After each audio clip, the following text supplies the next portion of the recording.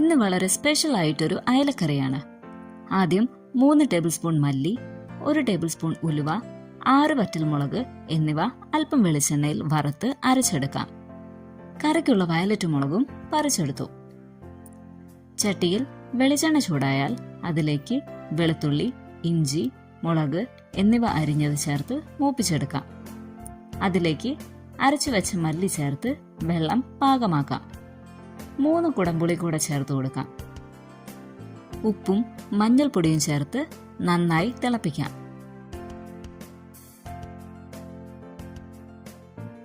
അതിലേക്ക് അയല കഷ്ണങ്ങൾ ചേർത്ത് തിളപ്പിക്കണം.